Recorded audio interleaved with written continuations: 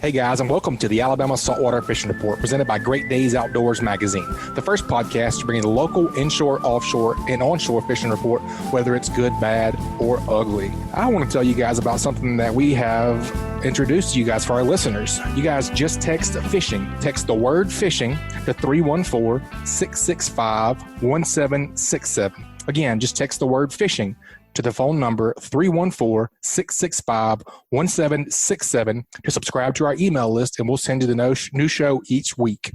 This week's show is brought to us by CCA Alabama.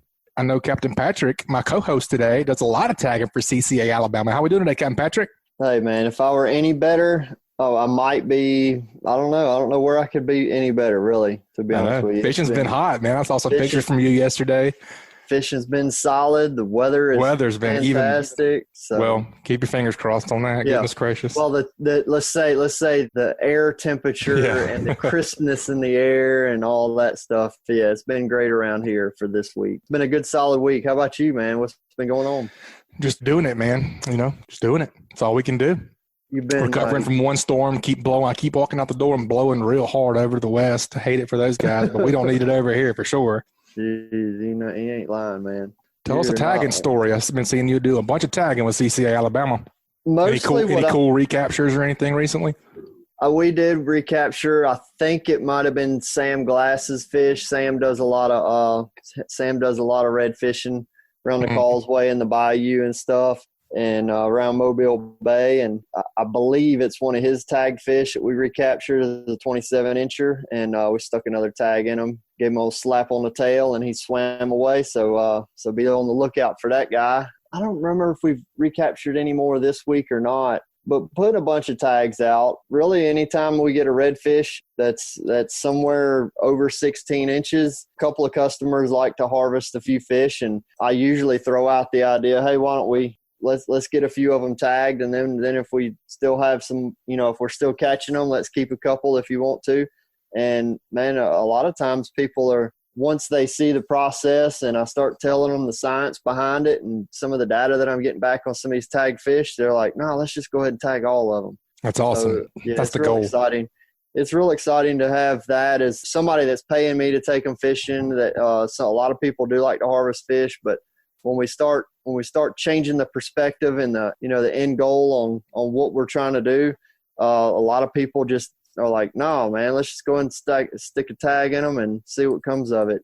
And what I'm doing, I've got Fishing Chaos has got me set up to where all I do is I go into my catch log and I enter the fish's length. If I want to get a weight on it, I can put it on my boga grip and get a weight.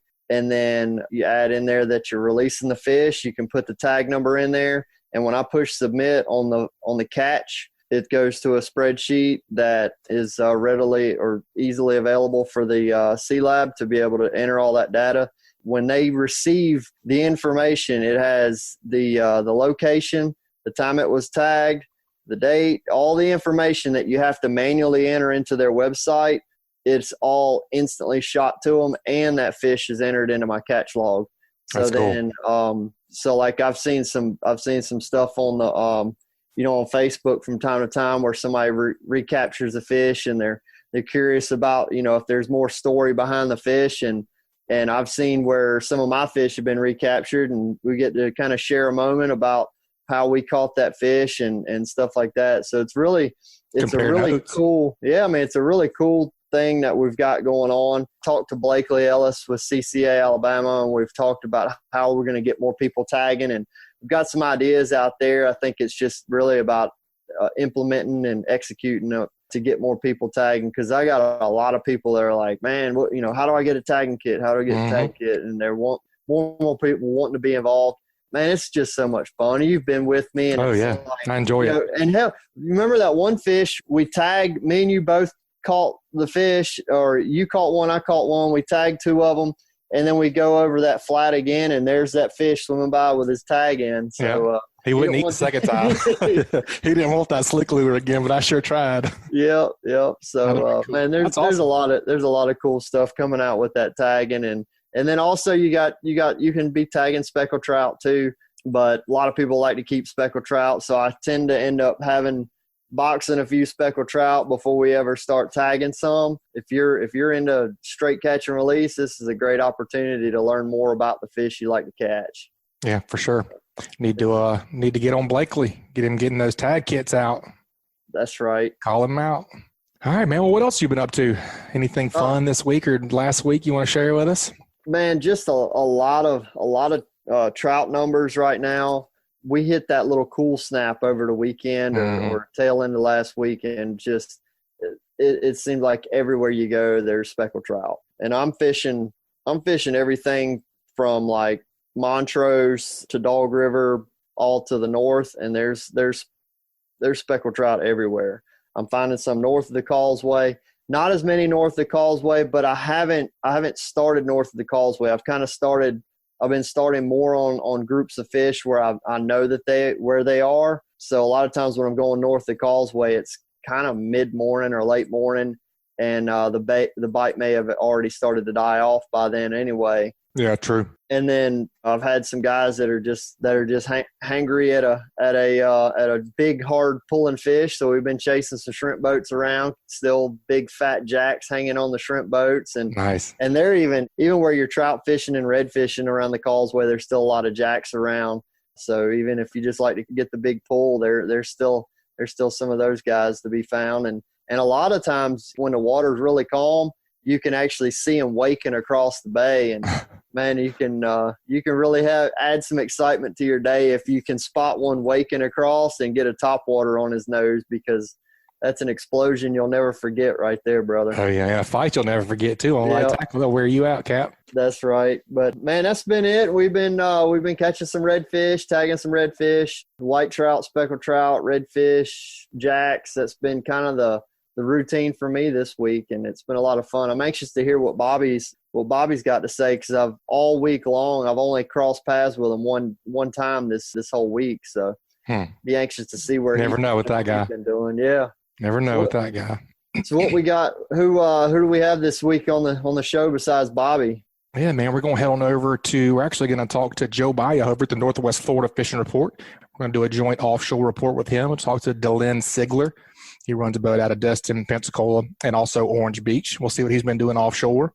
Cool. And Captain Bobby's doing the inshore. And then we'll see what the ultimate beach bum's been up to with his beach down. So we'll be curious to get that report. I think he's been doing all kind of stuff. Yeah, I've caught a couple of his videos here recently. That dude's he's been burning some trails, going all over the place. So this is pretty exciting. I'll be anxious to hear what Beach Bum's got to say. Yeah, man. But before we get over there and see what the guys at Northwest Florida Fishing Report have been up to, let's go with the Snapper Days coming up. And there's been some controversy with the storm coming in and all of that. So I just wanted to go down and talk to Director Scott Bannon of the Alabama Marine Resources Division. How we doing today, Scott?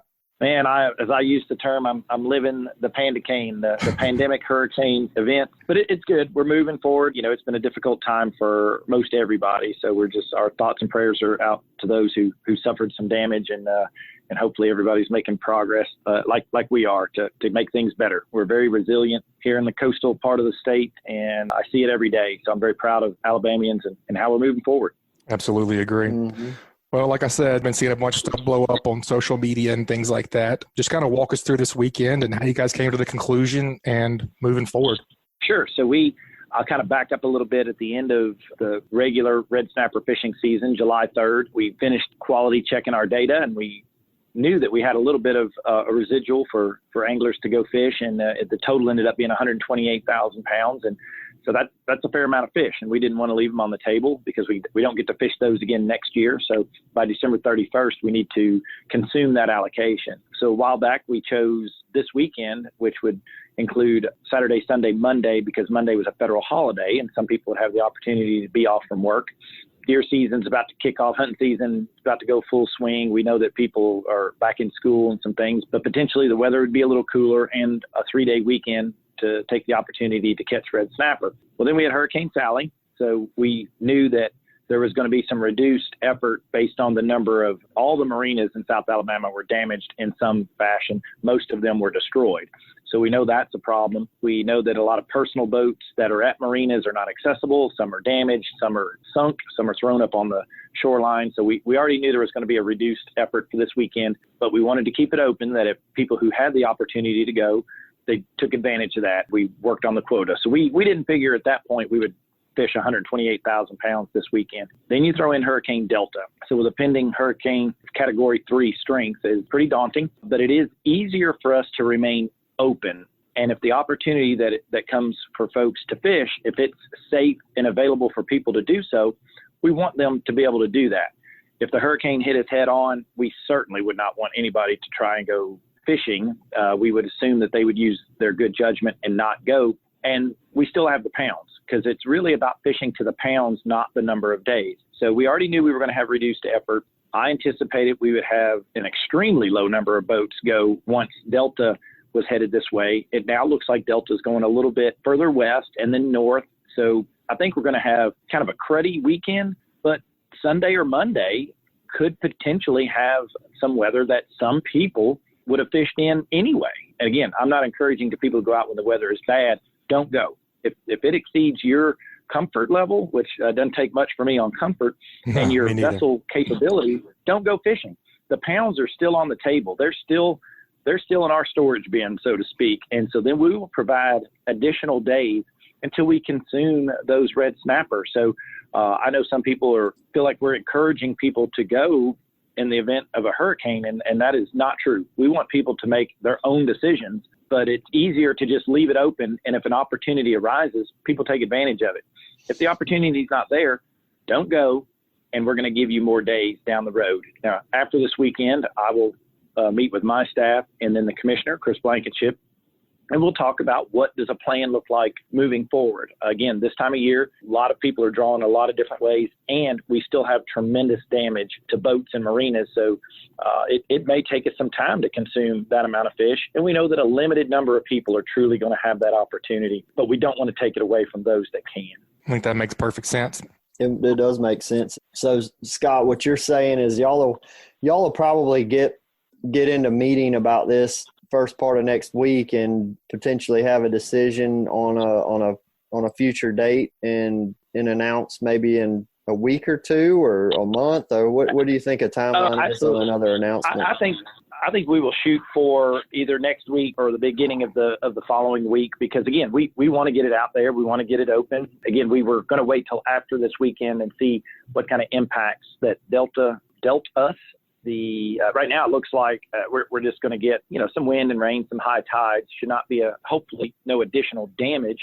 So I think we'll meet and probably pretty quickly develop a thought for when we start trying to work on this allocation. Because again, this is something that we want the anglers to have, and it's never going to be perfect. We definitely are not going to make everyone happy. Abraham Lincoln told us that a long time ago, and so we're just going to try and do the best we can, provide the most access to the most number of people, with the realization that in this abnormal year, you could never write the horror story of pandemics and hurricanes and all these different challenges that have presented themselves this year. So it's our goal is just to keep providing access until we consume that allocation.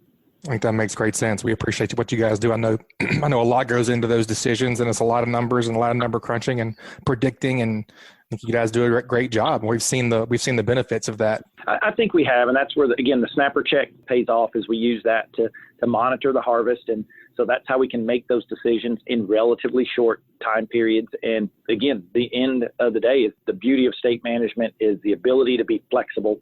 And again, we have to do this by December 31st, so we're gonna work pretty hard to start getting some weekends in. And it may take more weekends because effort will not be very, very high for a variety of reasons. Sure, I agree with that. Mm-hmm. Well, I like all that, man. That's like I said, we appreciate you guys. I know a lot goes into it. It blows my mind just even hearing you talk about the numbers and things like that sometimes, because it's so much that does go into it. It does, and we have a lot of people that participate in it, and which is good. But also, the more people that participate, the faster you eat up the pounds. That's true. While we got you, I've gotten several listeners submitted questions that are kind of along the same lines. All of them kind of basically say the same thing. if we're able to add days throughout the year, would it be better to stagger our season and decrease the pressure instead of whacking the species all at once in the summertime when they're full of eggs? That makes sense? You kind of understand? It does. And we've had that question before. And I even asked myself that question. I have looked at some what I call creative mini seasons, maybe opening a few weeks at a time or a few days at a time here and there to maybe allow for a multi-species season, which also was another reason that we were doing this 3-day weekend, was you were going to have the opportunity to catch amberjack, triggerfish, and red snapper all in the same weekend, and we haven't had that in forever. So we have looked at, are there some creative ways to provide access to the fishery for a large number of people and maybe spread it out? Because we do get our folks that stay over in the wintertime, the snowbirds, for lack of a better term, they would like some access. I completely understand that. We do realize that the spawning season for red snapper is generally from like May to August. So our traditional summer season covers the entire spawning season or a large portion of it. There is a line of thinking that with the number of fish, whether that fish dies in the summertime or in the wintertime, if it's removed, it's removed, either prior to releasing eggs or while it has released eggs. So in the summer, it does at least have an opportunity. You do see them early in May when we start fishing a lot of fish with eggs, but there's a lot that goes into it. I want state management to kind of settle down and people have an understanding of the flexibility and then look at some different seasons. And I think we will get there. And now that we have the Refish endorsement, we can poll those limited number of people that participate in that fishery and maybe get some input on what would a good season look like. Do you do some in January, some in March, some in the summer, some in the fall? There's a lot of questions that we do look at. But there's also an economic driver. That is not our primary goal in management, but it is one of the things that we consider, and also that most people traditionally travel in the summertime, and that's how we provide the most access to the most people. But I do think there's some possibilities in the future to spread that out throughout the year. So it's not off the table. I'm open to lots of things, but we just need to get state management settled down a little bit, get people comfortable, and I think we can look at some of those creative solutions. That's all that we can ask for. Like I said earlier, you guys do a great job. Looking forward to more. Well, I appreciate it. And we do accept, when people provide those type comments, that's how we kind of see what people like and don't like. We get it from you guys, whether they're commenting to you or they send it directly to us. Sure. I read them and I respond. Sounds good. Well, we good. appreciate you being on, and we'll see what happens. Keep praying that Delta gets on out of here. Hopefully it just dissipates. Yeah, I prayed for a dry Sahara wind to come in and suck the energy out of that thing. So, because I don't want to wish it on anybody, but guys, I want you guys to stay safe, and I hope your families are safe. And we'll see you on the other side of this. And I think we're still going to have some good opportunities to go fishing. Sounds great. We look forward to hearing about that. And same to you. Hope you guys stay safe as well, Director Bannon. Talk to you soon. Thank you. All right, Capt.Patric, the offshore reports have been hard to come by with Sally and the weather that's been happening with us recently, but we're going to get a joint report with the Northwest Florida with Joe Baya and Captain Delynn Sigler over there. Let's go see what they're up to. What you say, Captain Joe Baya? What's going on over there in Northwest Florida, buddy? Man, I just got my rain suit on. I got my Balabatcher Reeboks loaded up in the truck. I was planning on coming over there and catching some snapper this weekend. You think we're going to be able to get out there? Looks like it might be blowing a gale. Man, I think that if you can go. If not, then there'll be plenty more snapper days after this weekend. I think the participation is going to be pretty low. And Director Bannon reassured us that if you don't use them, they'll keep going. So that's good news. Yeah, that's really cool. And it's really awesome to have those opportunities here in the fall. You can go out and catch triggerfish, grouper, snapper. Amberjack. It's just amberjacks. It's all open. It's all available. We just need a little good weather and get out there and get after them.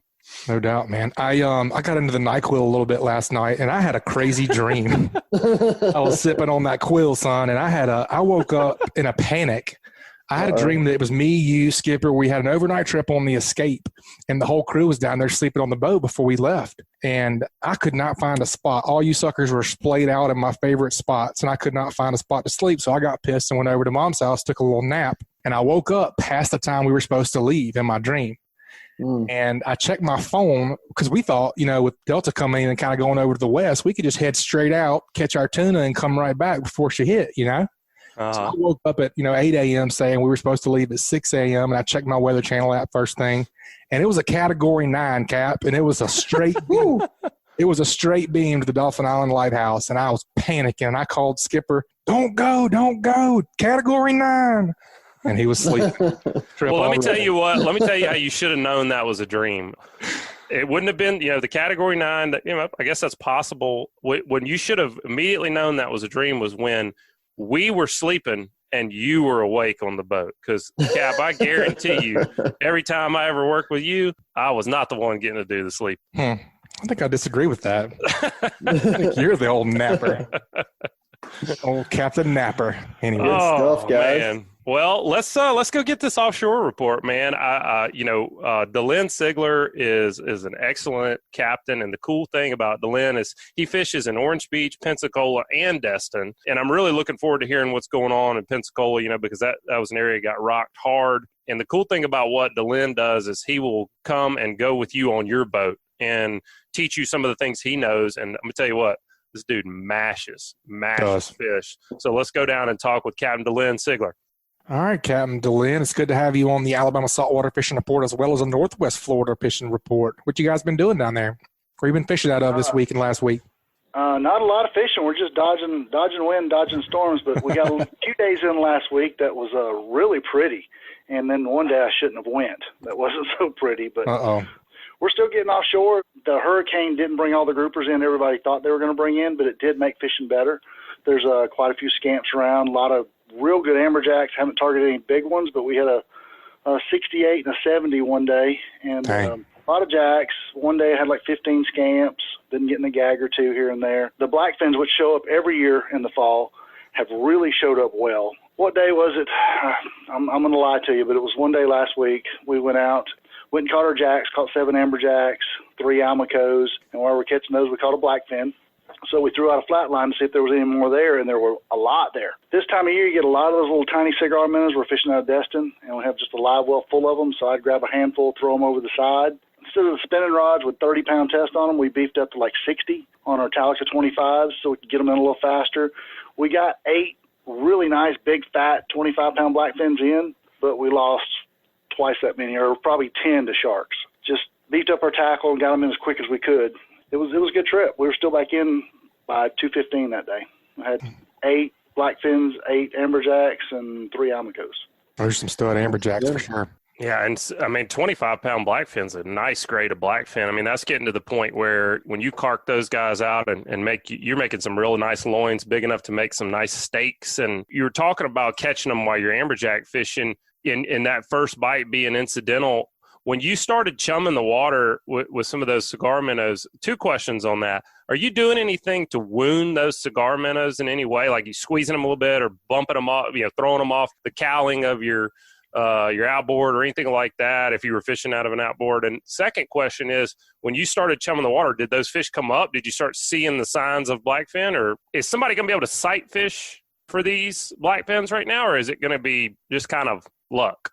I think you can sight fish for them. What we did once we started chumming, I don't like to hurt my baits. I'm a big believer of fresh, frisky baits. Just trigger strikes from fish that aren't really hungry. And so I'd throw a handful out there, put a couple of them on a hook, throw them out there, and they would almost never get more than 30 foot from the boat, and you were on. So the problem is there was 10 and 12-foot duskies behind them. So you got to get them in quick. But, sometimes I have wounded them in the past, but this time we didn't. We just grab a handful, throw them out there, put a couple on the hook, throw them out there, and you were on. The friskier, the better. I'd always put the biggest one on your hook and then chum with all the little ones.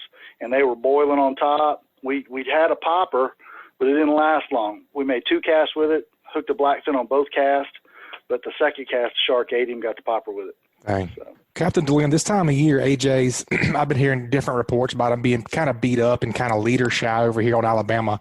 Are you seeing any of that? What's your go-to as far as leader length and leader size? My go-to for amberjacks, just the average amberjacks, I'm not trying to catch 100-pounders, is a 100-pound test, 12-foot leader. But if you're going to fish the more inshore wrecks, the ones that get beat up all the time, buddy of mine, he's using 100, but he's going to 25-foot leaders, just trying to get that bite. Just the other day, actually, he couldn't get them to bite rubies. His hardtails were small, so he trolled up and down the beach the next day and caught some big ladyfish. And they were too big, but he said they hammered them. He couldn't get them down without getting a bite. And he caught some really nice 65-pound fish. Nice. And that was on a wreck that's only like 20 miles from the bass. That's awesome. It's been my experience with live bait with amberjack is can't get too big. I think the biggest ones I've caught are on bonita, about 10-pound bonita. I like a really, really frisky bait. The friskier, the better. Same. Agreed. Delynn, you were talking about this storm not pushing the grouper in, but making the fishing better. What did you mean by that? It seems like the scamp fishing's pretty good. I did 2 trips where we went scamp fishing. It was really good. We caught 15 scamps off of one spot, left them biting. We had a limit of amberjacks, 15 scamps, a gag, and a couple of almacos off of one stop. We get that question a lot. Folks are there, especially off of Alabama. You know, folks are really good. We're really good at catching red snapper over there, but we struggle with the grouper species. There's a really good scamp fishery right off of Alabama. And the further you move to the east is when you get away from that. Are you having to run, if you're leaving out of Pensacola or leaving out of Destin, are you having to run to the west, to the southwest to get into scamp territory, or are you able to fish due south of those 2 ports? You can get them anywhere, but actually the 2 days that I fished out of Pensacola, I went southwest, so I was due south of Orange Beach, catching those scamps, and it was good. They were nice grade. They weren't giants, but a lot of 7-8 pounders, so they were a really good grade of fish. And we left them biting. We pulled off and left them biting. That's enough is enough. Let's go, guys. Well, 15 scamps is a great day. I don't care how big they are. If they're legal, that's an awesome day and a ton of fish. Now, sometimes with those scamps, it seems like you just got to have live bait. Was that the situation for you guys, or were y'all what were they biting on? Yeah, if I go scamp fishing, 99% of the time it'll be with live bait. And we had herring, cigar minnows, and hardtails, small little hardtails. I almost always live bait fish for scamps. What kind of rig do you like for those scamp, Captain Delynn? This time of year, I'm kind of heavy. I use a 100-pound test. I use 16-ounce lead, a 6 or 7 foot leader, and a 100-pound leader. So just an egg weight on snap swivel to a leader, nothing fancy? Nothing fancy, just that. That way, and I use 100. You don't need it for scamps. You get more bites on 60 or 80. But we also caught a really nice gag while we were catching those scamps the other day. So nice. And also, your very next bite might be an 80-pound jack. Just that 100 gives you a little more insurance. Not that you're going to catch him, but you got a lot better chance with 100 than you do 60. All right, Delynn. So I've seen a lot of different rigs out there when it comes to grouper fishing. You're fishing just basically a standard Carolina rig. And when I'm in scamp territory and I'm fishing natural bottom, what I'm always envisioning down there is kind of like Swiss cheese with these little limestone ledges. I've seen some ROV video of those areas, and it seems like there's just these little ledges. I mean, we're talking 18 inches sometimes between the true bottom and maybe a little limestone cliff. I'm always of the mind that I've got to be making contact with the bottom with that lead. I mean, literally, I'm feeling it thump the bottom. Is that necessary? Because if I didn't have to do it, I surely would like not to. It seems like you'd catch a lot more fish and not get hung up in the bottom so often. Yeah, a lot of people think that they bump the bottom. You get more bites and it's a faster bite. I agree, 100%. But they're like, oh, I got hung. I got a bite and he went in the bottom. I go, no, that was your bait. He is scared out of his mind. He's hooked in his nose and he runs in the first little crack or crevice he can get into. Mm-hmm. So no, I have my people reel minimum 4 cranks off the bottom. And if everybody will do that, they'll come up and bite. It makes sense. So I always reel off the bottom, 4 or 5 cranks off the bottom. And plus, then the scamp comes up, grabs the bait, tries to go back to the bottom, hooks himself. It's way easier to hook him. So he bites a couple times, bends the rod over, and you just start reeling. You got him. So if you have to lay it on the bottom or fish close to the bottom, your bait most of the time runs in a hole because he's scared out of his mind. Plus, the fish can't swim directly away from you. He can swim sideways because you're already on the bottom. So it's harder to hook him, in my opinion. But if one person fishes really close to the bottom, everybody else is off the bottom, he will usually get the bite first. If everybody will reel up, they will come up there bite, I promise you, because if you fish a spot, say you catch 7, 8, 10 scamps off of it, and all of a sudden they stop biting, then you drop down the bottom, you're still not getting any bites. So you caught all the ones there that were going to bite anyway. Interesting. Makes sense. It does make sense if you kind of try to envision it down there. We're talking about rigs. We're talking about kind of the minutia, but it's important. And these are the kind of questions we get all the time. So, with scamp, we've talked on here a lot about matching your hook to your bait. Do you have a go-to hook when you're bottom fishing and, you're not ever switching hook sizes, or do you switch it up? I do switch it up a little bit. It depends on my bait and my leader size.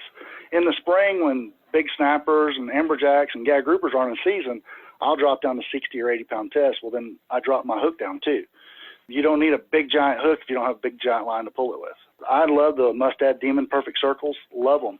And I get them in the 2X because you don't need 3X for 60 and 80 pound test line. That it's a little lighter, gives the bait a little more mobility. He can swim a little free, more of a wire style hook, so you get better hookups, in my opinion. Now, if you're going to jump up to 100, 125, 150 pound tests, you're going to need to go to those 3X. Delynn, what's the water quality like off of Pensacola?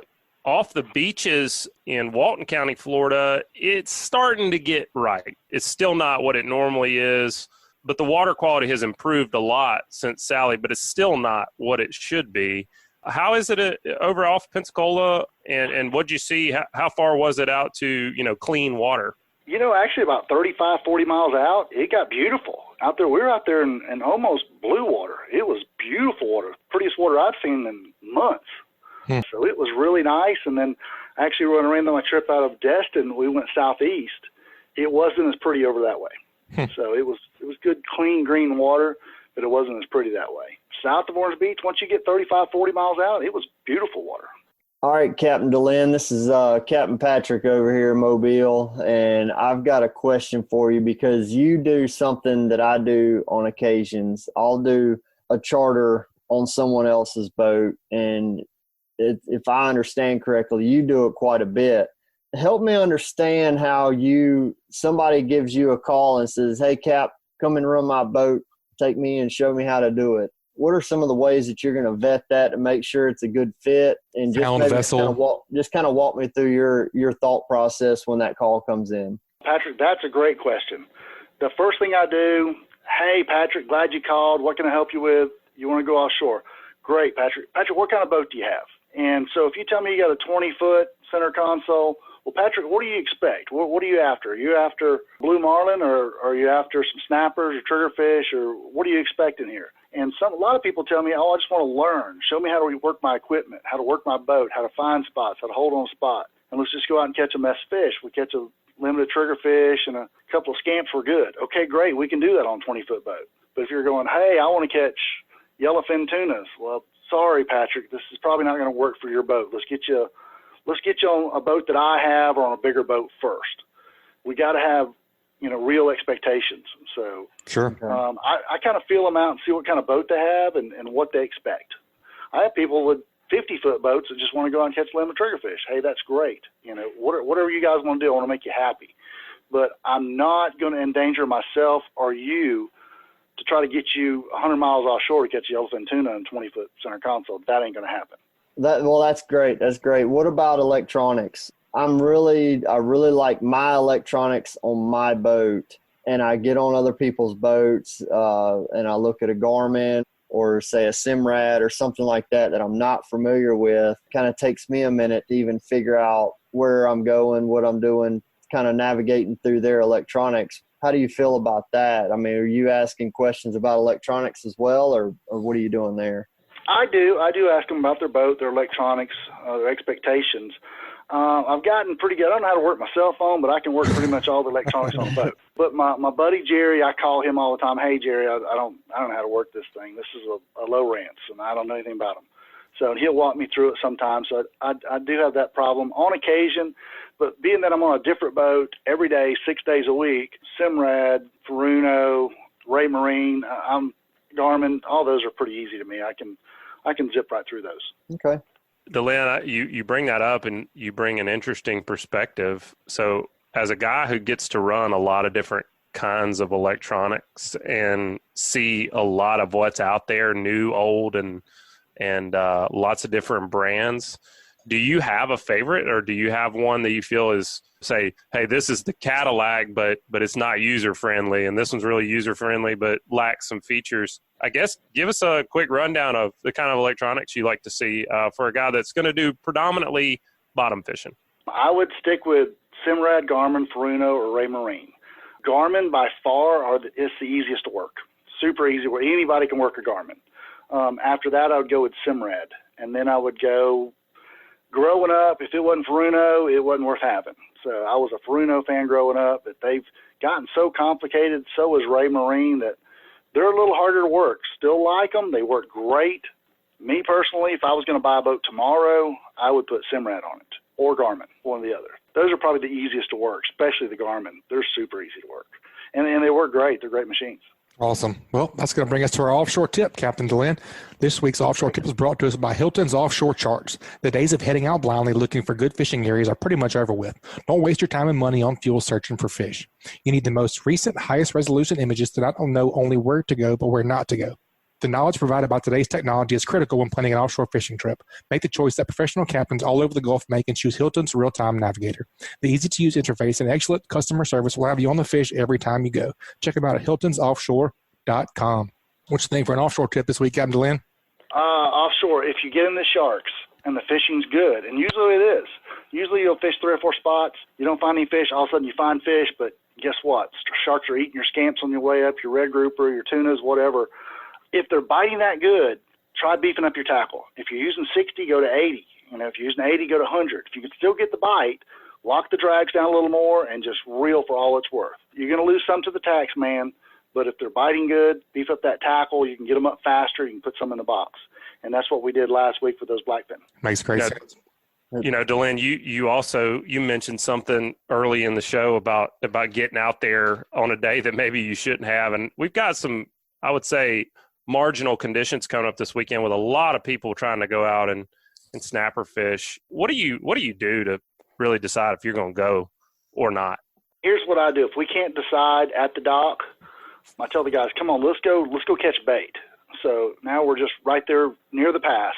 So we're not getting too far out. If it looks too bad, it gets dangerous. In any way, guys, turn around. Just turn around. I tell everybody on the boat, look, if I turn around, it's not safe. It's not even debatable.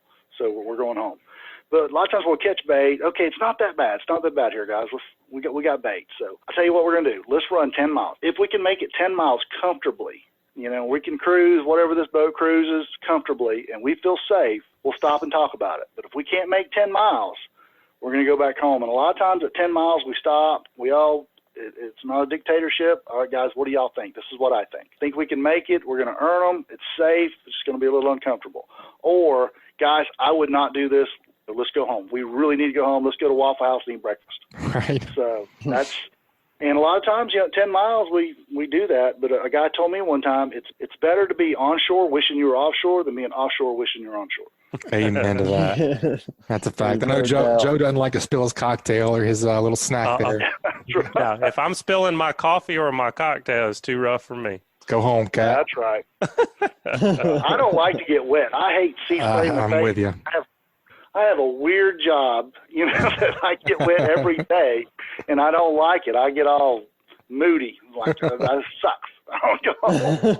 Oh, that's funny. I can concur. Yeah, same. All right, Captain Delynn, that's an awesome offshore segment. We appreciate that tip as well. If folks want to get up with you or call you, just ask some questions about their boat, and if you'd be willing to run it or get a trip with you, what's the best way to get in touch with you, Cap? The best way is just call my cell phone. It's 850-758-2165. And even if I can't take you guys fishing or whatever, just give me a call, and I'll tell you where the bait's at, or just try to point you in the right direction. I know when I got started in this business, it was kind of tough, and some people kind of helped me out, so that's what I want to do is help other people out.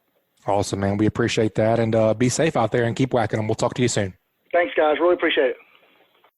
All right, boys, that was a good offshore report, but I got to get back over here and take care of things on the Emerald Coast and see what's going on onshore and inshore. So you boys, y'all wrap it up over there, and we'll talk to you again soon. Same, man. I enjoyed that. I think Captain Delynn knows his stuff. I enjoy hearing from him. No doubt. Yeah, that was a good segment. Good to see you again, Joe. Yeah, good man. to hear your voice. Y'all be safe over there, and don't talk about that H word anymore. No doubt, man. Yeah. All right, buddy. Have a good rest of your show. We'll talk to you soon. All right. See you next time. See you, bud. All right, Butch. Well, that was fun catching up with Joe and Captain Delynn over there in the Northwest Florida Fishing Report for the offshore. It's time to go hear from my buddy Captain Bobby Abrascato and see where he's been stomping around chasing speckled trout. Where you at, Bobby? Captain Bobo. Well, right here, and glad to be here. Actually, I'm in my age, you're kind of glad to be anywhere. I can tell you that. So, come on. We got time to hear I'll that. tell you, man, as far as like where I've been, it's kind of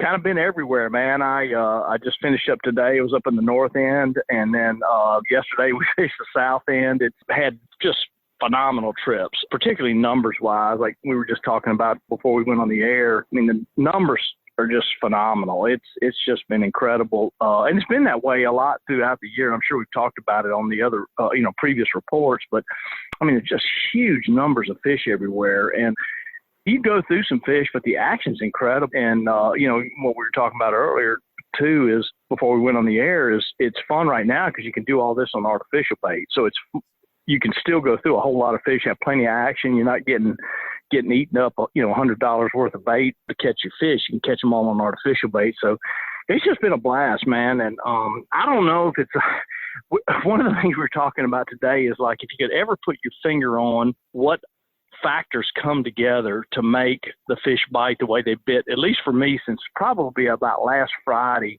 every trip I've had in different areas have just been phenomenal. I think yesterday I could have probably broken a personal record as far as numbers of fish we caught if I'd have stayed on a couple of the schools we found, and that's in 40 years of guidance. It's just been really good. And again, I'm not just fishing one little area. I'm fishing a whole bunch of stuff from within sight of the interstate to within sight of the Mississippi state line, and having those kind of trips. So.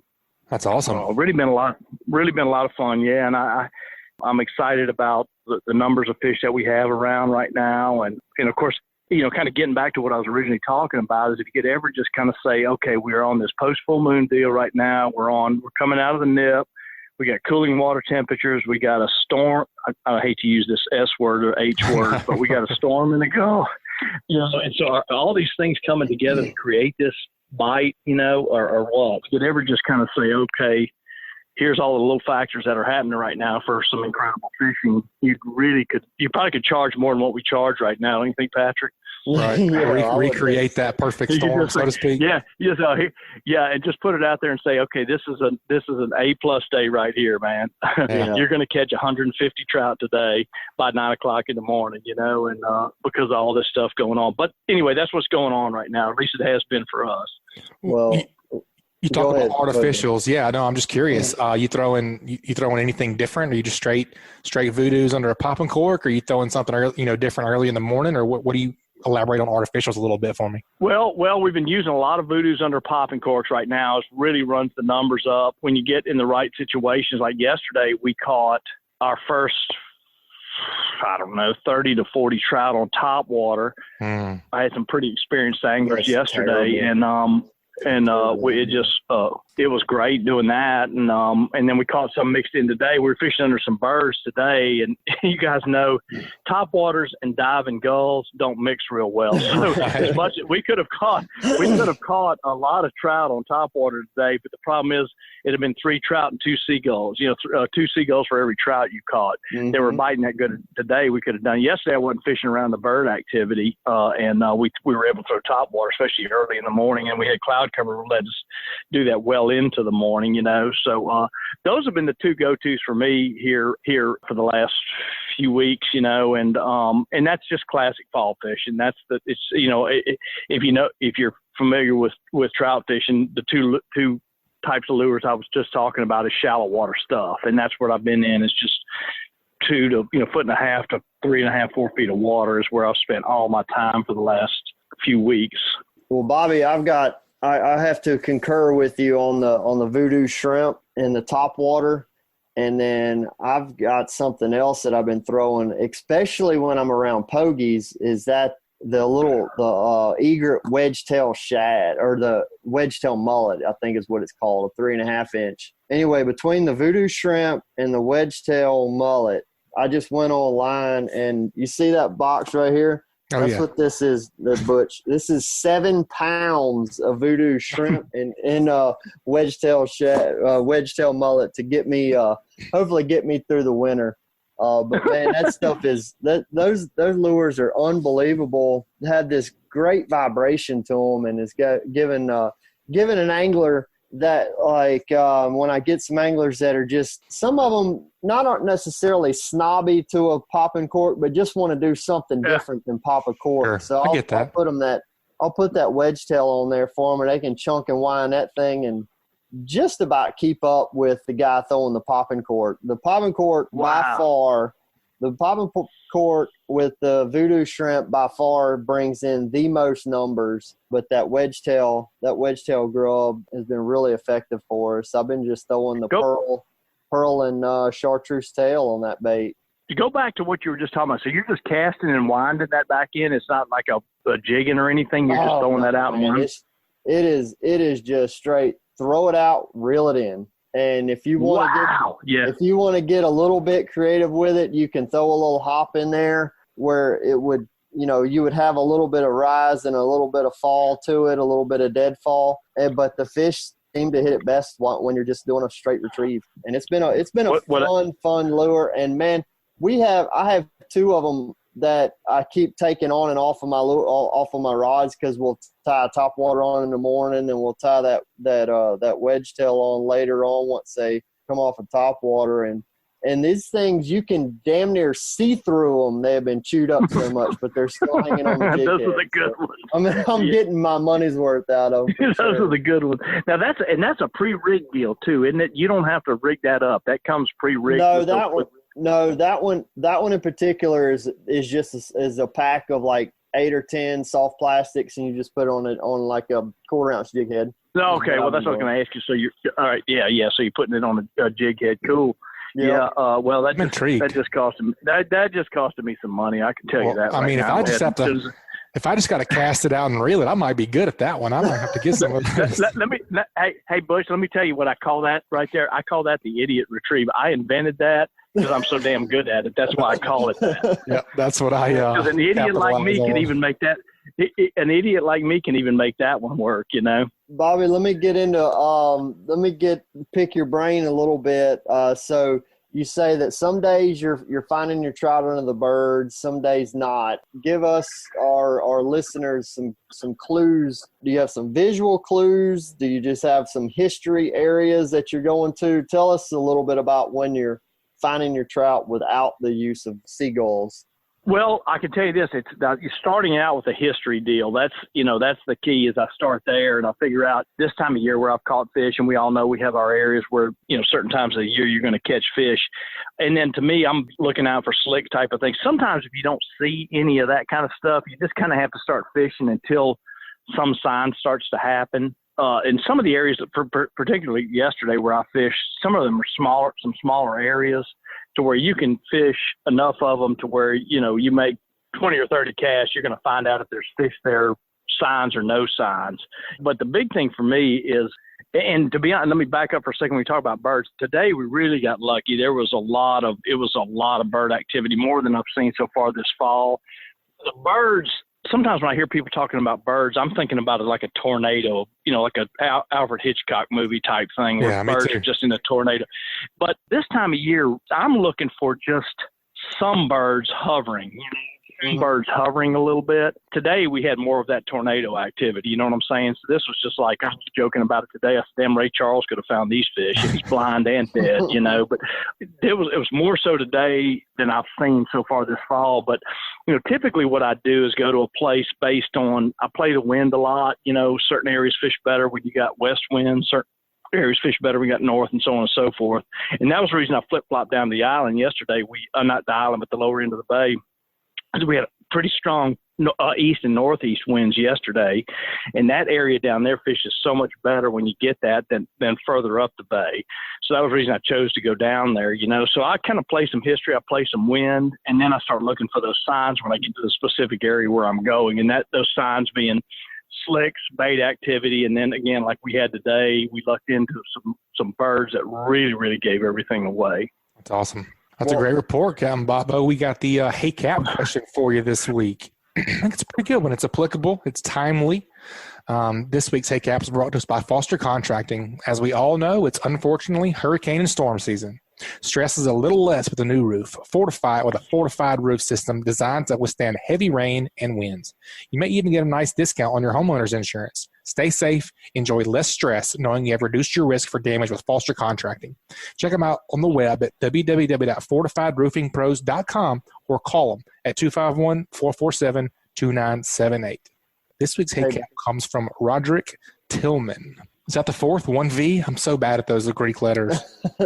If it's that's not 1V, Butch. That's IV, man. That means fourth.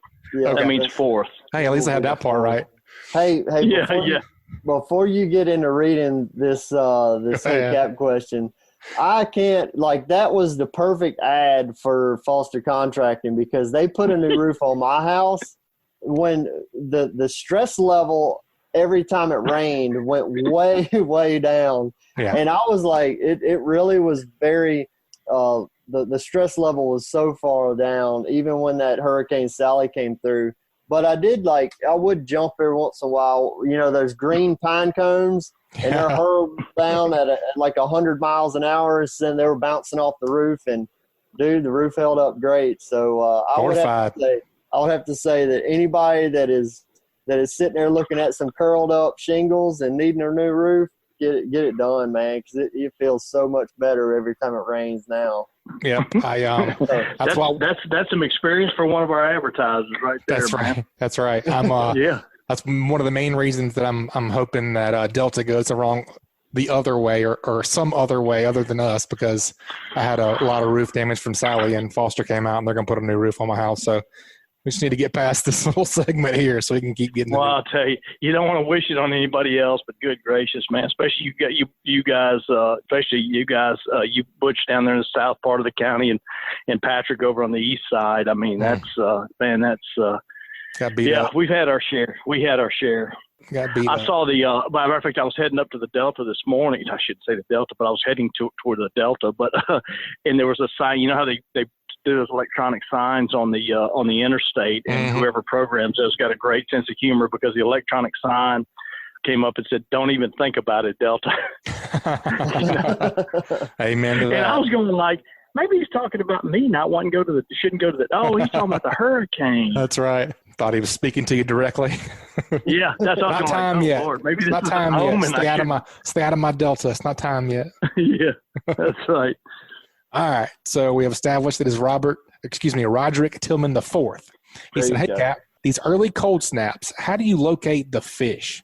Had trouble last Saturday. They seem to be confused on whether to transition to fall trends or stay in their summer patterns. What you think?"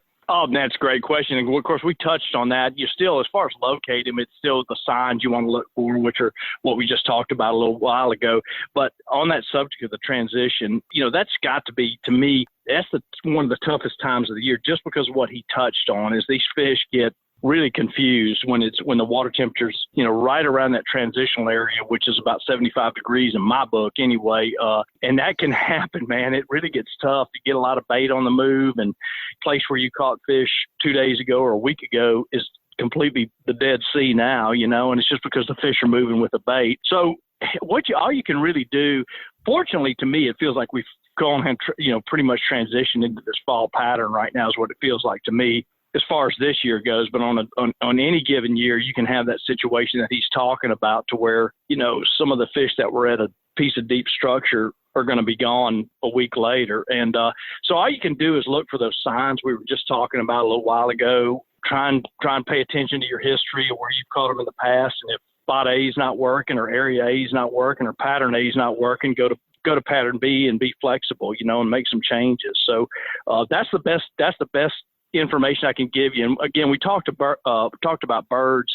I hate to rely on birds because they'll let you down every time, but this time of year is the time of year you can be running from, say, point A to point B and see some bird activity in a place that you've maybe never even caught fish before, and it turned out to be a really hot school of fish, and that's just those fish moving with the bait. So, keep your eyes open for those things and be a little bit flexible, be willing to make some changes to your game plan, and and kind of let the signs and the fish tell you where they want to be.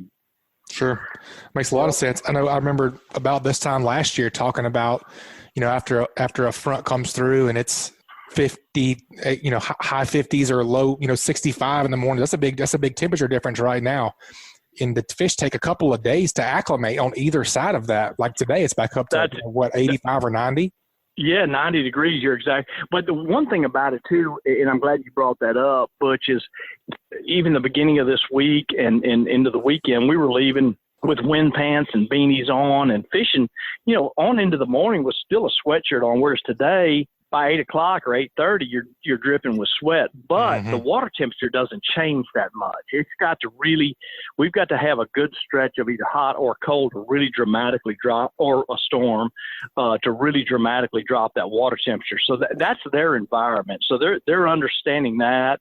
The bait's understanding that, and that's what's motivating them to do whatever they're going to do versus the air temperature. So, it's easy to say, well, it's hot now, I want to go back out and fish gas rig. Well, it ain't like that, because the water temperature's still 70 degrees, and that's what it was at the beginning of the week when it was cooler. It just doesn't. Yep. The air temperature, ambient temperature doesn't change the water temperature that quickly, and that's the fish environment. That's a fish's environment, and so that's what they're understanding. All right. That's a great Hey Cap question, Roger. We appreciate that. Roger's going to get a prize pack from the Slick Lure. Roger, make sure you email us at alabama@bestfishingreport.com to redeem your Slick Lures. You guys make sure you follow us at Best Fishing Report and join that Alabama Saltwater Fishing Report private group. Captain Bobby, we appreciate the report. Shoot, man, I appreciate y'all having me on. It was a fun report. It always is, man. I just enjoy it. I forget that we're actually doing a recorded report. I'm thinking like it's just me, you, and Patrick, or me and Richard, or whatever, sitting around talking about fishing. I get carried away, That's the beauty of it. That's why we love it. A lot of fun. Yes, it is. All right, Cap. Well, we enjoyed it, and we'll talk to you soon. All right, guys. Y'all have a great weekend. All right, Captain Patrick. Always good to hear from old Captain Bobo. Sounds like he's been wearing them out, man. I still like the bumper crop of speckled trout. Yep, man. It's like a record on repeat, man. Just keep talking about all the speckled trout, all the little speckled trout. So yep. It's they got to grow up somehow, right? Man, someday. It has me optimistic for Mobile Bay, Mississippi Sound for sure.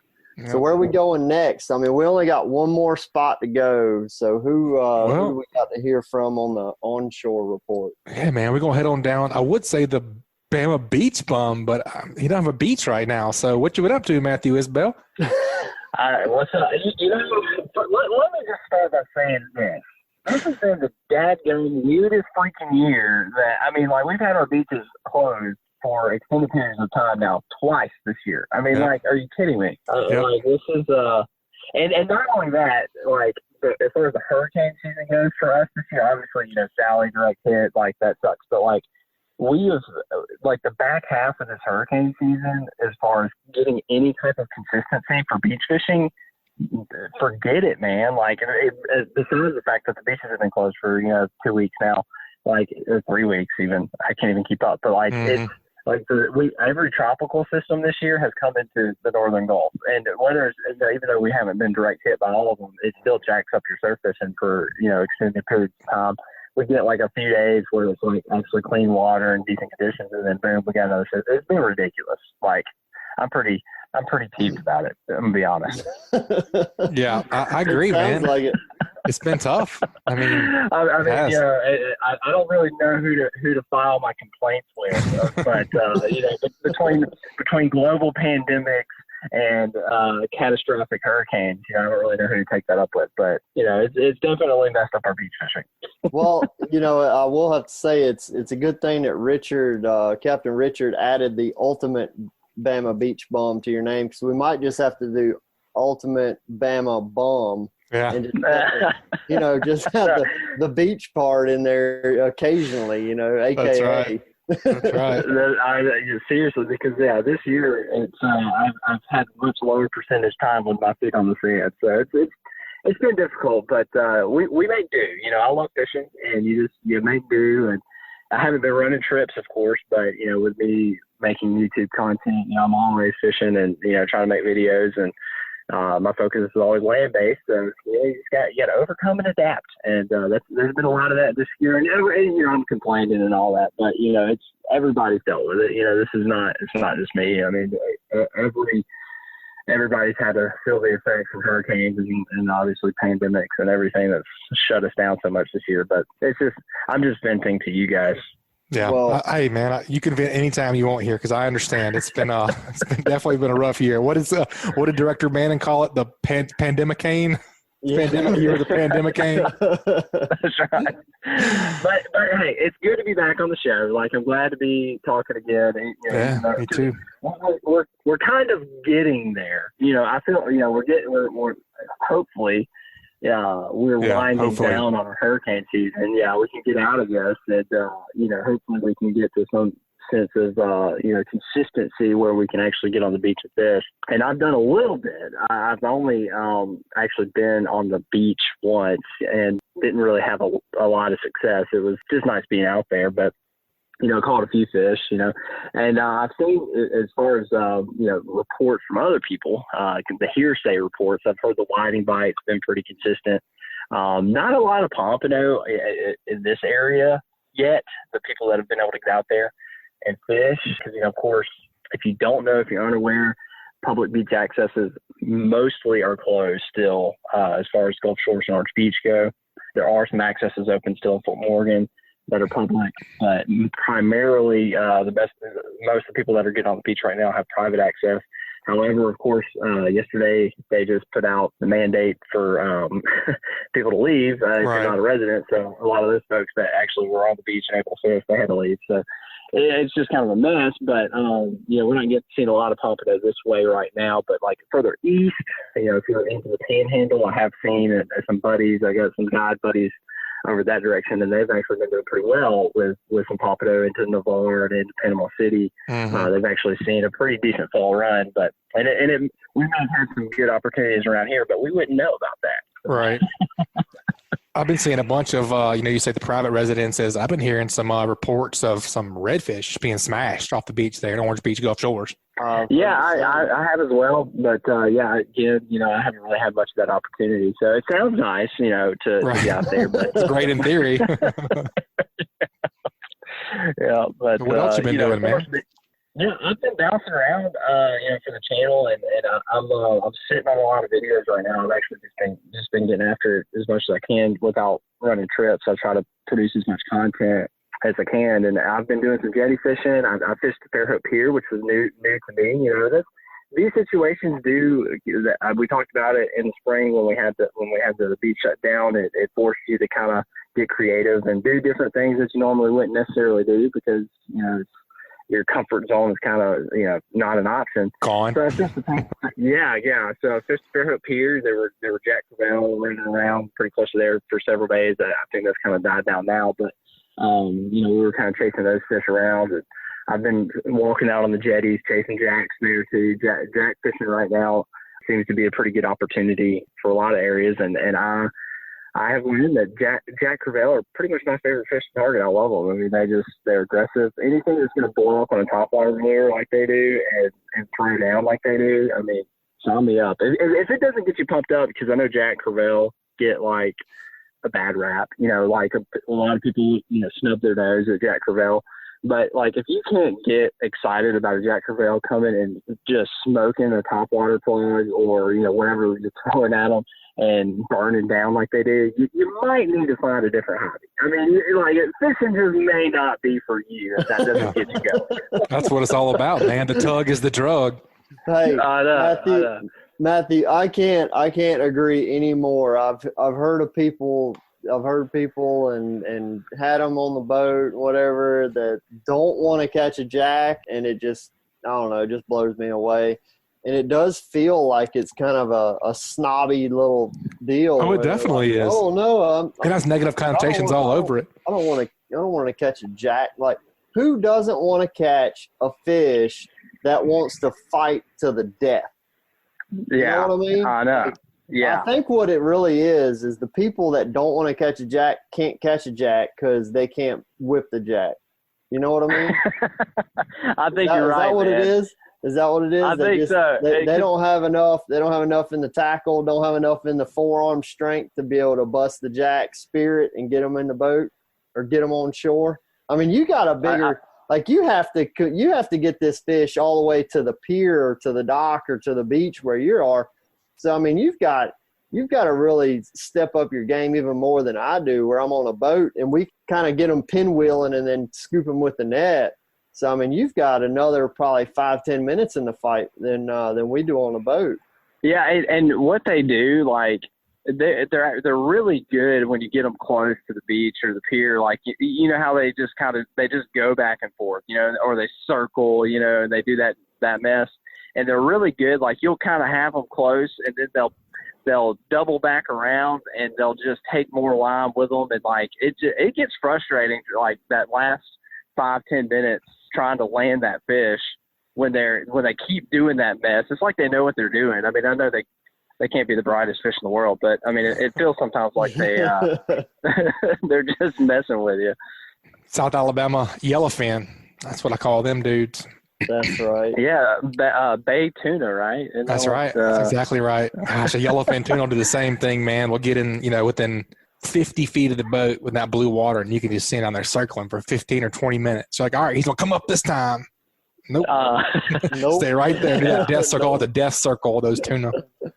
Yeah, and they've been when jacks are blitzing and you throw a spoon or a topwater plug.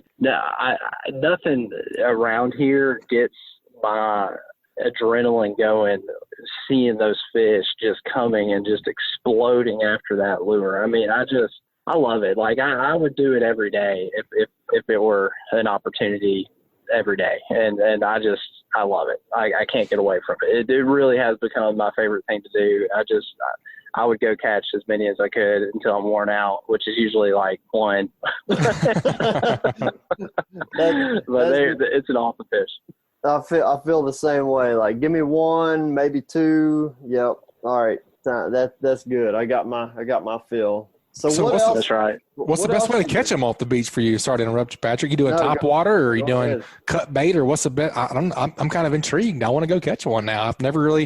I've caught maybe a handful of my whole life, and they were just incidentals, you know? Yeah. No, when I'm targeting them on the beach, I'm looking for them, but I'll blind cast, and I've upped my tackle this year for that. Like, I'm prepared for it now. Like, more like an East Coast style, you know, throwing those longer rods that are built for kind of throwing lures. I use a Star Paraflex, 10'6", and it'll sling a topwater popper, and a popper is like, it's just my favorite thing to throw for them. I mean, the cool thing about it, it doesn't matter what time of day it is. Like, I mean, if you got jacks and you throw a popper on a school of jacks, like, they're gonna hit it as long as they're close to the top. I have been in situations here in the last few days where they're kind of staying down and they weren't hitting poppers. But if you see them on the beach cruising or blitzing or whatever, you know, looking for that. And there's a few ways you can see them, like whether it be they're chasing mullet or menhaden, and, you know, you see those menhaden jumping or those mullet jumping, like, you know, it's either going to be like sharks or jacks, one of the two. And I just always throw at it. Or, you know, you'll see them like waking, and you'll see like they look like triangles, just their fins sticking out of the water a little bit. Like, if they're not really feeding, but they're kind of cruising on the backside of the bar, you'll see them moving around. And, you know, if you just throw a popper in front of them, and, you know, pop it a couple times, they're gonna just hammer it, and it's awesome. Captain Patrick is grinning ear to ear. You're getting him fired up over here. He's just smiling like a little kid over there. We've been seeing the same thing up in the upper end of Mobile Bay, and it's like, oh my God, there he is. Get a topwater in front of him, and it's the best explosion in the world from a fish, man. That is so awesome that you're seeing the same thing down there on the beach. Yeah, it's so cool, man. I mean, but yeah, the poppers that I throw the Halcos. I don't really think it matters, but I do really like the Halco poppers. What their gear, like their hardware that they come just right off the shelf in the package. It's perfect. Like, you don't have to replace hooks or anything. Like, they're hardcore enough to be able to handle and put pressure on those fish. And so I really like those Halco poppers, and they come in a few different sizes. But I've used the 105s and the 135s, and both of them work great. Of course, the 135 is a little heavier, so you can get a little more distance. It's a little bigger profile. But, man, yeah, I love it. I will go and spend all day walking the beach, looking for jacks and blind casting when I can, and, you know, taking breaks and just looking for, you know, the signs of them and try to throw at them. I love it. It's my favorite thing. All right. Well, tell us again what size rod that you're liking, and what are you pairing it with on a reel, and are you going braid, mono? What are you doing there on your line? I've got the 10'6" Star Paraflex. The lure rating weight, I think it's 3/4 of an ounce to 4 ounce on that. It's a little light. It's lighter than like most of your pompano or your like surf fishing rods that like you would use for set rigs. Most of those are going to be from like 2 to 5 or 3 to 6 ounce lure weight. So, generally those are a little beefier. So it's a little lighter, a little faster action tip, so you can really whip out some lures. And the rod itself, I really like that rod. It's pretty lightweight, so even though it's a bigger rod, like you don't get fatigued throwing it. And I put a 4500 Slammer 3 on there. You really want to have some decent line capacity, and you want to have some drag. Oh, yeah. Because you do have to think about the drag, because what you got to do when you're fishing from the beach or the pier and you're trying to catch these fish, like you can't let them run too much. Like you got to put a lot of pressure on them, because you got to get those fish under control somewhat so that you can actually land them and they don't spoil you or anything. So I have 30-pound braid on that 4500. I'll generally run a 50-pound mono leader. It doesn't have to be crazy long, maybe 18 to 20 inches to that lure. That's generally what I do. I lock down that drag. You can put a lot of pressure on that fish with that setup and really try to tire them out. Generally, I can get those fish in because I'm filming always, so I actually have a record of it. Generally, those fights last anywhere from 8 to 12 minutes.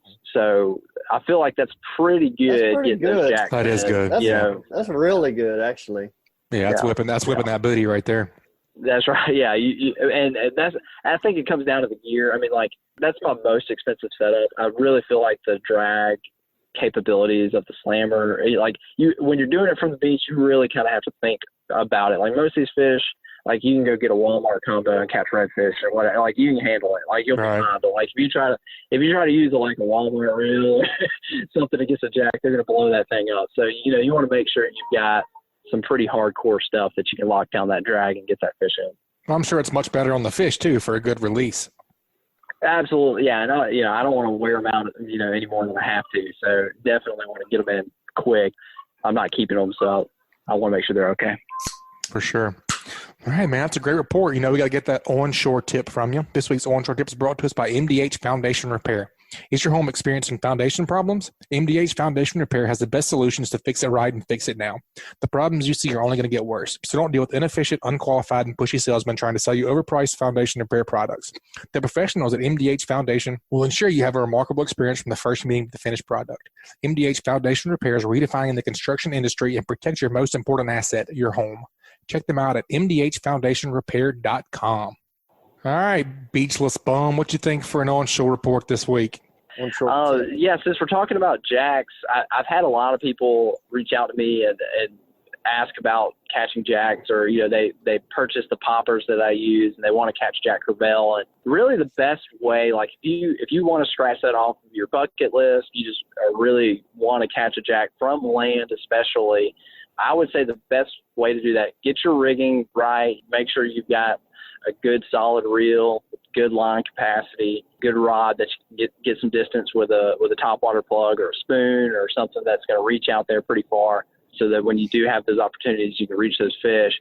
But go out to the beach, to the pier, to the jetty, wherever you're fishing, wherever those fish may be, and only go out there with that setup. Like go out there within your mind, you are going to go catch one fish that day, and it's going to be a jack crevalle. Go with that focus. Don't try to, if you really want to do it, like don't make it a secondary effort. Don't go out there and try to pompano fish and think that you're going to have a good opportunity at jacks. Yes, like when I'm pompano fish or if I'm doing something else, I always do have that jack rod ready to go just in case that opportunity does present itself. But if the days that I've caught jacks, every single one that I've caught this year, which I've landed 4 now, 1 from the jetty, 3 from the beach. Every day that I've caught a jack, I went out there to catch a jack. That's the best way to do it. It's never been just a bycatch or, I got lucky and they popped up on me, although that can happen. Not saying it won't, but like if you really want to scratch that fish off your list, or you really want to go catch a jack crevalle, focus on catching a jack crevalle. Don't get caught up in something else and think you're going to get lucky. I think that's great advice. I think that's perfect advice, Mathew, because we see the same thing from a boat where we'll get the incidental bite on a 4,000 series reel like I'm using for, say, trout and red fishing, and maybe my hook's not strong enough hold up to the pressure of that fish. And we may, we may straighten a hook, or we may break a leader or something like that. So there's a lot of times where we may cross paths with them. Man, when we go out there and I've got my bigger tackle, I've got a setup with a 7.5 foot rod and a 6,000 reel and 80-pound braid, and we can really bust the jack real easy with that setup. And so, yeah, I mean, I concur that it's a great idea to be ready and specific for catching that guy, because it's going to be a lot easier and way more achievable if you're ready for him, instead of just hoping that everything else holds up, because it's very likely that it doesn't hold up. That's what I tell people, man. Like, Jack Crevalle, aside from tarpon, which I've never personally caught tarpon, but in our waters, like, it's the best fish that's going to test your gear, and it's going to test you. Like, it's going to test you as an angler as far as your ability to fight that fish, and it's going to wear you out, and you're going to have to put every ounce of pressure and test your knots. You're going to have to test your line. You're going to have to test your tackle. Every aspect, like, it's going to put it to the test, which that just gets me excited. Like, to know that, like, you got to make sure everything's right, or you're not going to land that fish. So I think it's a great fish, a great target, and I think it should get way more respect than it does. That's a great report, man. That's a great point as well. I look forward to getting out there and doing it. Let's do it, Capt.Patric. Yeah, man. All right. I'm ready to catch one on top water. I'm all fired up now. I'm ready to catch a Mobile Bay yellowfin. Oh, gosh. It's the best. It's the best. All right, Bama Beach Film. I know you're a little bit incapacitated right now, but if folks want to check you out on YouTube or get a trip with you in the future, what's the best way to get in touch with you? Yeah, check out my YouTube channel. I got links to everything in that, any videos, but that's just Bama Beach Bum. You can search it on YouTube, search it on Google, pull it up, go hit that subscribe button, and check out some videos, man. Maybe it'll keep you entertained. I try to keep them coming all the time. That's right, hey, guys. Before we let you go, give us a rundown on that remora. I watched that video. So I didn't see that. So it was good, huh? I mean, I've always felt like, I've always picked one up. Like when we catch one, I'm like, man, this thing's nice and squishy. Feels like the meat's probably not too overly tough. It's probably nice and tender. Just kind of lazily hangs out with bigger fish. So, I mean, I applaud you for diving off into that. Give us a little bit more information on that catch. So I assume you've never eaten one. I have not. No, I haven't. Okay. I'm intrigued. I promise you, like, and the one I kept was tiny. I caught her off the beach, but like, I know they get decent size. Like some of those that you catch probably yield some pretty decent fillets.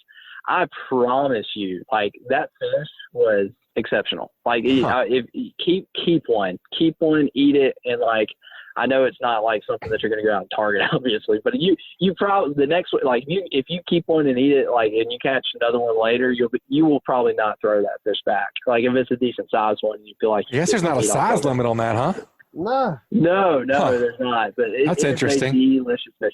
The meat is nice and white. It's beautiful. It looks just like it looks like redfish, it looks better than trout. I would say it was better than trout. Did you bleed it? I'm going to throw that out there.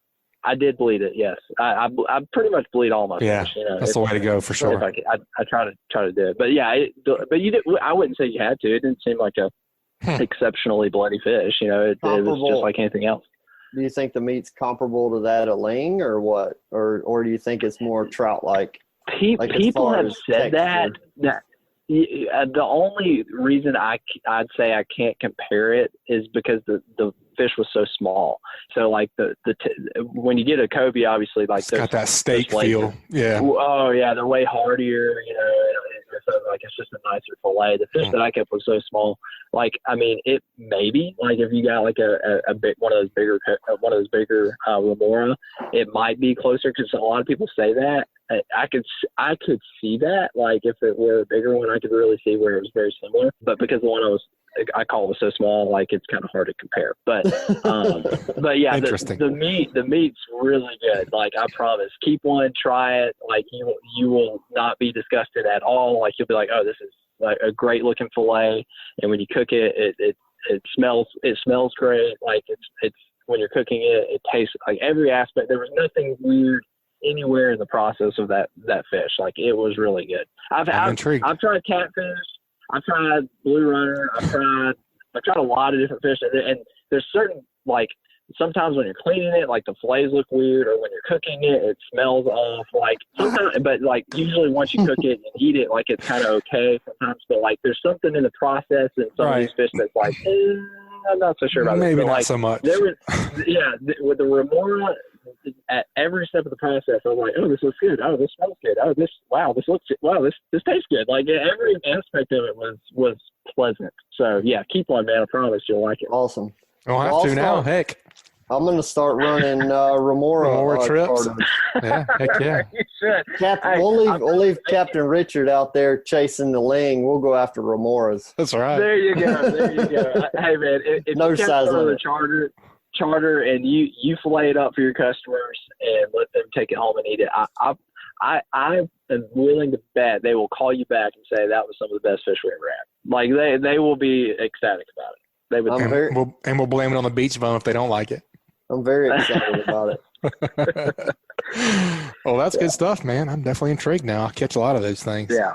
Offshore and whatnot. I would say of the weird fish that I've eaten, and because I just like to try whatever for myself and get my own opinions, it was by far the best. Like, it's like, I would, if I caught a decent sized remora, I will, and I'm looking for food that day, like, I will not throw it back. Like, I will be like, yeah, I was coming home. I wish Joe was here to weigh in on this, because he's kind of the same way as you. He likes eating weird things. So I wish he was here then. I'm going to have to ask him about that. I'll have to get him on next week and have a remora segment.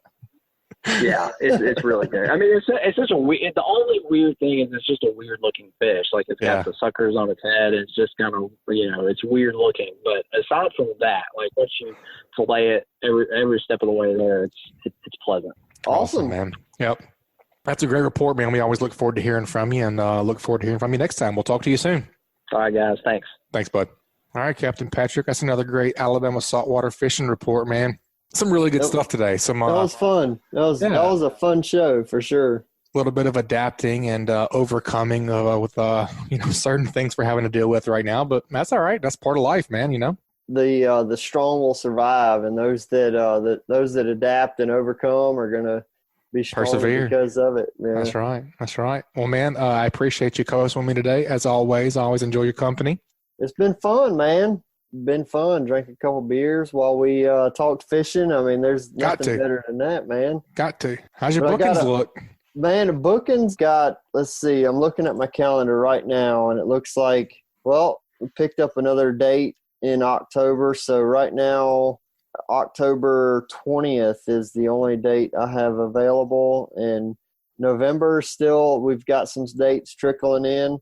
So there are still some good opportunities in November. And November's my favorite time to probably fish inshore, man. Well, in November and December, those guys that want to learn about artificial fishing and just or guys that just love artificial bait fishing and are good at it, either way, these are two really good months to either hone your skills or just get a crash course in how to do it. Either way is perfectly applicable in the next couple of months. For sure. When folks want to get up with you and book a trip, what's the best way to get in touch with you? Man, just go to my website, uglyfishing.com, click the book now button, and you're going to be able to go on there and see my calendar and figure out you'll be able to clearly see the dates that are open and available. You can book there. If you want to call me or text me, you can do that at 251-747-1554. And if you've got any questions before you book, just shoot me a text, give me a call, whatever. It's all coming together. The year is starting to wind down, and crazy, man. I can't believe it's already October 8th. I know it. It's happened quick. Heard you had some podcaster listeners this past week on the boat. Man, we've had quite a few podcast listeners. I had Greg Pridgeon today. put him on, talking about the jack fishing and stuff with the beach bum, put Pridgeon on his first jack, and he got him some couple of nice slot reds. His other guys on the boat, they got some slot reds, got another jack, and got on some of that every cast speckled trout action. Nice. I had Mason Howell earlier this week, and let's see, we got Norman Dupree, him and his crew. He fished with me and Richard they were here for 3 days. So, man, we got a lot of listeners. Whether they were listeners before or after they fished with me, they're listeners now. So we appreciate them. Heck yeah, man. Listening and tuning in each week. It's a big time, man. I appreciate you having me on, and I enjoy whether I'm on here or listening, whatever. Enjoy every minute of it. Awesome, man. It's a pretty cool thing that's been created here. How we take care of our tribe, and I don't know, it's just a cool community, man. I've really just enjoyed being a part of it all, from production to talking with you guys, every week, to everything. It's just been really cool. I'm excited to keep on growing it. It's awesome. Yes, sir, man. Couldn't do it without y'all for sure. Have some stuff coming up in the future, hopefully, huh? Oh, yeah. Oh, no doubt. A lot of things coming up, man. Well, we got to do What Did You Learn? Did you listen to last week's show? Did you listen to the KillerDock segment? Jay did really good. Yeah. Yeah, Jay did really good. Well, Richard kind of took over the whole show. So it was the Richard Rutland's Call to Swordfish show. I thought that's true. That's true. Well, when you catch a 200+ pound swordfish, you got a little room to brag there. Oh yeah, it was fun. It was fun listening to Richard. That was a great show last week for sure. It was, man. Those guys over at KillerDock are doing some awesome stuff, and that's What You Learn is brought to us today by KillerDock. Most fishermen clean their fish on something like an unsightly old wooden table or the top of a cooler. Or actually, before I got my KillerDock, I was cleaning fish on the back of my truck tailgate in my yard, which is not cool. Somewhere that is not comfortable, not sanitary, and not cool at all. KillerDock makes the greatest fish cleaning stations known to mankind. They are built from marine-grade aluminum and ceramic coated to protect it from the harsh salt environment. KillerDock makes tables and canopies at several different sizes. So whatever you need on your dock, deck, or patio, they have a fish cleaning station for you. You guys check them out at killerdock.com to see more. And if you guys missed the show last week, make sure you catch it. Jay, like I said, we had Jay on, and he was talking about all the different sizes and how they ceramic coat things and how they figure out what's best design and all that. And they're doing some awesome stuff, man. Very innovative, and they're just good. That's really all you can say about them. Great family, great product, great production. They take care of their customers, period, and they last. It's a beautiful and it's addition. Awesome to have on your dock. I mean, a beautiful functioning device on your dock, patio, pier, whatever, man. That's hard to beat. I want to put one up at the hunting camp, because I mean, we're always butchering deer up there and stuff. Yeah. Give me like an 8-foot table on the skin and shed, something sanitary and easy to drain. I think I'm probably going to do that.